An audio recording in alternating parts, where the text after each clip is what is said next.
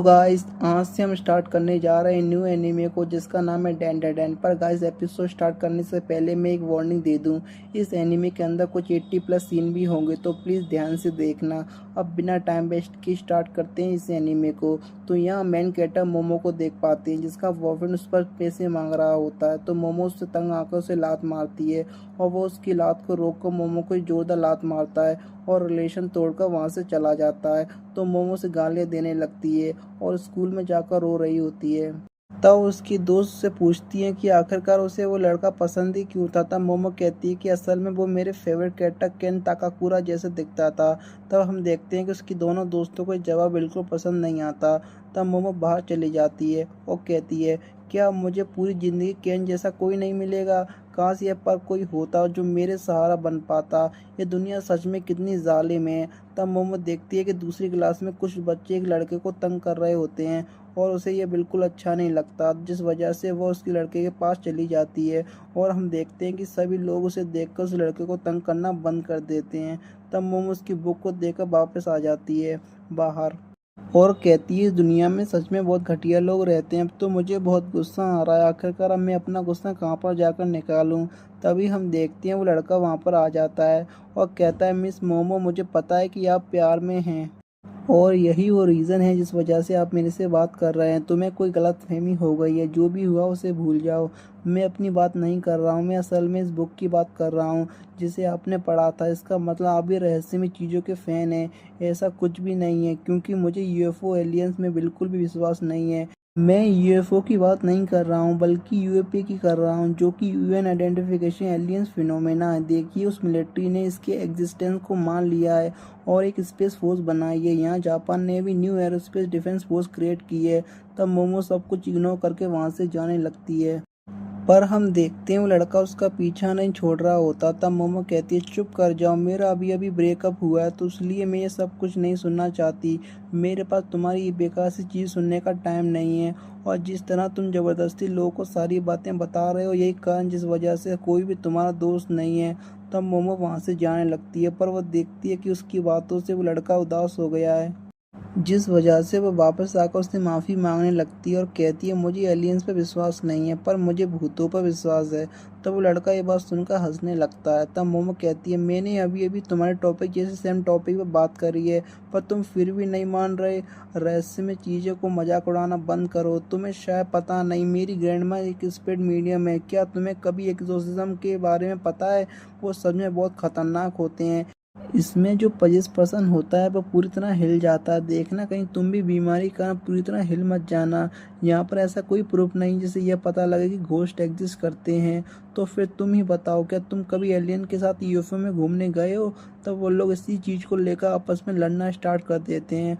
तब मोमो के दोस्त देखकर बहुत ज़्यादा हैरान हो जाते हैं कि मोमो कितनी जल्दी अपनी एक्स बॉयफ्रेंड को भूल गई और एक नए लड़के के साथ लग गई।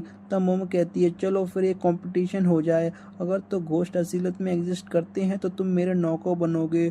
तो अगर ऐसी बात है तो अगर मैं आपको दिखा दूंगा कि यूएफओ एग्जिस्ट करते हैं तो आप मेरी नौकर बन जाओगी। तो यहाँ हम देखते हैं रात को मोमो एक पुराने हॉस्पिटल में चली जाती है जहाँ पर वो उस लड़के को फ़ोन लगा कहती है आखिरकार ये कैसी जगह है, ये तो बहुत ज़्यादा डरावनी है। क्या सच में यहाँ पर यूएफओ मिलेंगे? नागी हॉस्पिटल यूएफओ के लिए बहुत ज़्यादा फेमस है और अगर आप छत पर चढ़कर यूएफओ चिल्लाओगे तो आपको किडनैप कर लिया जाएगा और उसके बाद एलियन आपकी बॉडी पे एक्सपेरिमेंट करेंगे। रुको जरा, कहीं तुम्हारे ऊपर पहले से एक्सपेरिमेंट हो तो नहीं चुके? शायद ऐसा हो भी सकता है क्योंकि बहुत से लोग जिन्हें किडनैप किया जाता है उनकी मेमोरीज को इरेज करके वापस छोड़ दिया जाता है। एक मिनट रुको जरा, मुझे एक चीज़ बताओ, क्या तुमने कभी यूएफओ देखे हैं? इस टाइम ये ज़रूरी नहीं है कि मैंने यूएफओ देखे हैं या नहीं, मैंने तो बस तुम्हें ये बताना चाहता हूँ कि यूएफओ एग्जिस्ट करते हैं।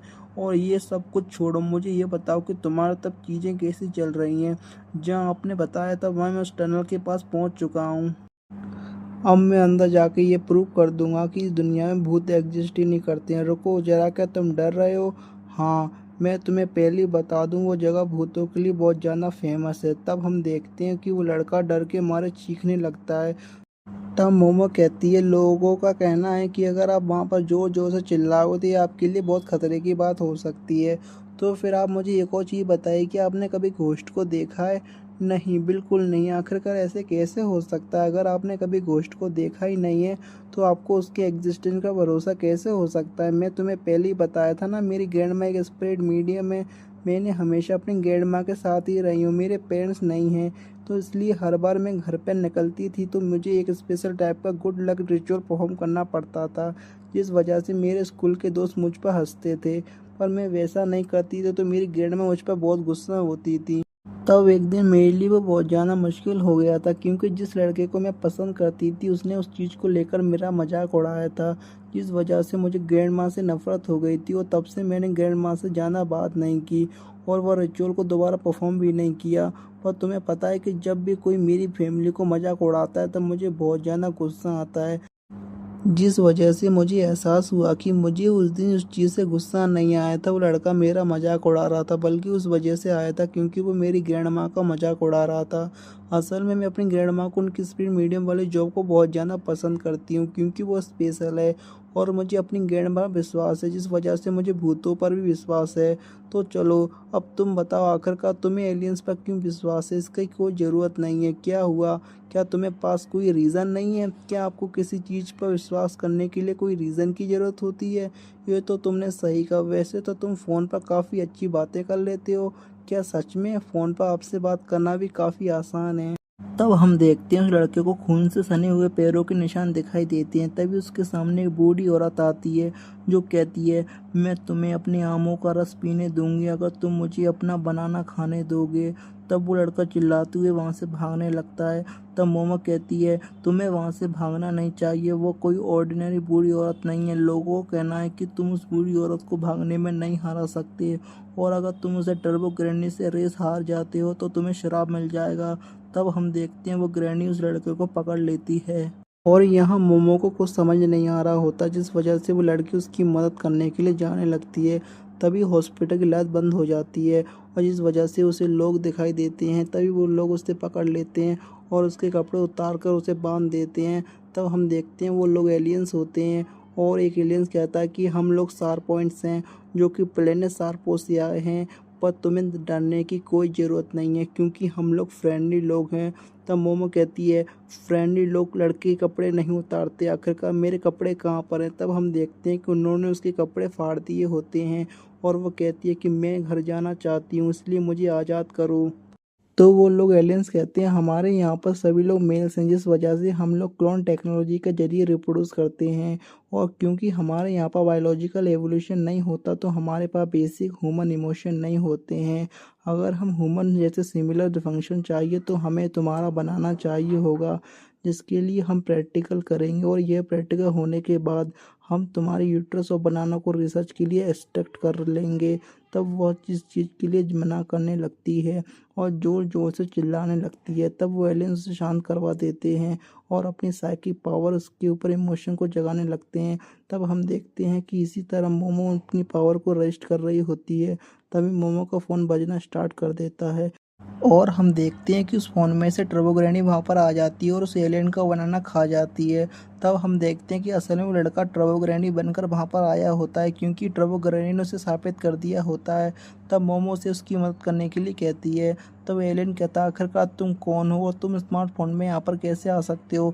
ऐसी टेक्नोलॉजी तो हमारे पास भी नहीं है। तब वो लड़का कहता है, प्लीज़ मेरी मदद करो, मैं खुद को कंट्रोल नहीं कर पा रहा हूँ। टर्बो ग्रैनी में कन्वर्ट हो जाता। टर्बो ग्रैनी कहती है, मुझे अपना बनाना खाने दो। तब वो एलियन कहता है, तुम्हें यहाँ पर आने की कोई इजाज़त नहीं है, इसलिए यहाँ से निकल जाओ, नहीं तो अपना बनाना हमें दे दो।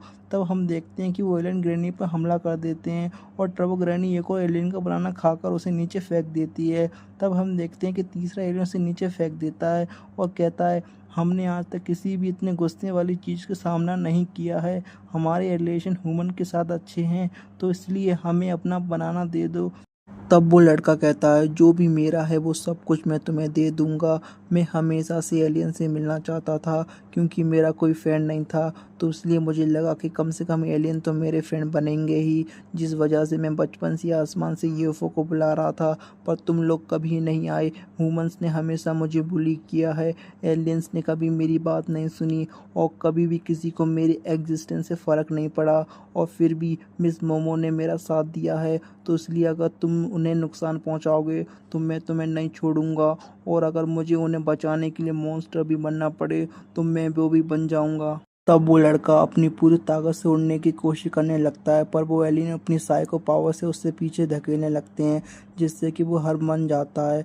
तब वो एलियन कहता है, हम तुम जैसे गुस्से वाले लोगों के साथ दोस्ती नहीं करते हैं, और वैसे भी हमें लड़कों से ज़्यादा वुमेन्स में इंटरेस्ट है, तो चलो फिर अपना प्रैक्टिकल स्टार्ट किया जाए। तब मोमो को अपनी ग्रैंडमा याद आने लगती है, जो कि उससे कहती है तुम्हें अपनी ची को बाहर निकालने देना होगा। तब मोमो कहती है पर मैं ऐसा नहीं करूँगी क्योंकि इसकी वजह से मेरे दोस्त मेरा मजाक उड़ाते हैं। तब ग्रैंडमा कहती है आखिरकार तुम्हें क्या बोल रही हो, अगर तुम अपनी ची को बाहर निकालने दोगी तो तुम कभी भी बीमार या हट नहीं होगी और बुरी चीज़ें तुम्हारे करीब भी नहीं आएंगी। इसलिए सबसे पहले अपने लोअर एब्स को टाइट कर लो और इमेजिन करो कि तुम्हारी चीज़ तुम्हारे सर के ऊपर से बाहर निकल रही है। तब मोमो को अपनी बेइज्जती याद आने लगती है और वह कहती है मुझे इस चीज़ से नफ़रत है, तो इसलिए मैं यह नहीं करूँगी। मैं आपसे नफ़रत करती हूँ ग्रैंडमा, और आप एक फेक स्पिड मीडियम हैं। तब यहाँ मोमो सोचती है आखिरकार अब मुझे अपना पास्ट क्यों याद आ रहा है, मुझे माफ़ कर देना ग्रैंडमा, मैं उस टाइम आपको वो सब कहा। तब हम देखते हैं मोमो अपनी ची को अपने सर से बाहर निकालने लगती है, जिससे कि वो उस एलियन की कैसे आज़ाद हो जाती है। तब वो लड़का कहता है मिस मोमो क्या आप साइकिक पावर यूज़ कर सकती हैं। तब मोमो कहती है इससे तो मैं भी खुद सरप्राइज हूँ।